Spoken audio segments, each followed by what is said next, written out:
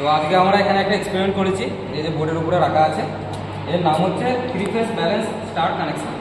এর উপকারিতা হচ্ছে এটা 3টে ফেজকে এক জায়গায় আমরা স্টেবল করতে পারি বা ব্যালেন্স করতে পারি। আর 3টে ফেজ আছে, আর ওয়াই বি, আর একটা নিউট্রাল আছে। আর আমরা প্রত্যেকটা ফেজের এগেনস্টে দুটো করে বাল্ব 100 ওয়াটের বাল্ব কানেকশন করেছি। এখানে কানেকশন চলে এসছে। এবার আমরা এখানে ফেজ কারেন্টটা মাপবো।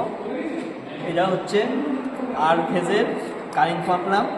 এখান থেকে কারেন্ট পাচ্ছি আমরা 1 অ্যাম্পিয়ার। এটা হচ্ছে ওয়াই ফেজের কারেন্ট। এখান থেকে আমরা ওয়াই ফেজ থেকে কারেন্ট পাচ্ছি 0.8 অ্যাম্পিয়ার।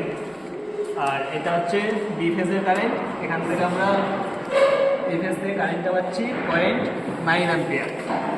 এবার স্টার কানেকশানে ফেজ কারেন্ট যা হয়, লাইন কারেন্টও সেম হয়। এবার আমরা প্রত্যেকটা কানেকশানের ভোল্টেজ মাপবো।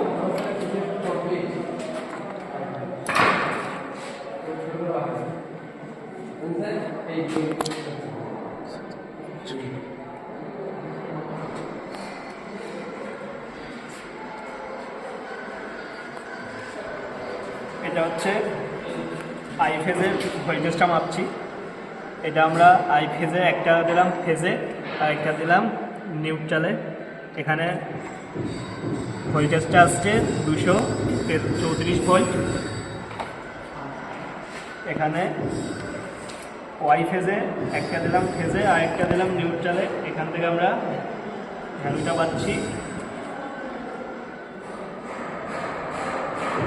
233 ভোল্ট।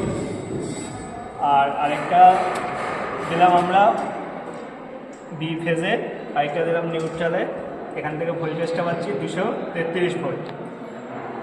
আর এবার আমরা দুটো ফেজের কারেন্ট মাপবো। প্রথমে আমরা একটা আর ফেজে দিলাম, আর আরেকটা ওয়াই ফেজে দিলাম। এখান থেকে ভোল্টেজটা পাচ্ছি 409 ভোল্ট। আর আরেকটা ওয়াই ফেজে দিলাম, আরেকটা বি ফেজে দিলাম। এখান থেকে ভোল্টেজটা পাচ্ছি 391 ভোল্ট। আরেকটা বিআরে দিলাম। এখান থেকে ভোল্টেজটা পাচ্ছি 409 ভোল্ট। তার ভোল্টেজে আমরা যে ফেজ ভোল্টেজটা পেলাম, ওটার সাথে √3 গুণ করলে আমরা সবসময় লাইন ভোল্টেজটা পাবো। এভাবে বোঝা যাবে যে ফেজ ভোল্টেজের সাথে লাইন ভোল্টেজটা ঠিক আছে কিনা।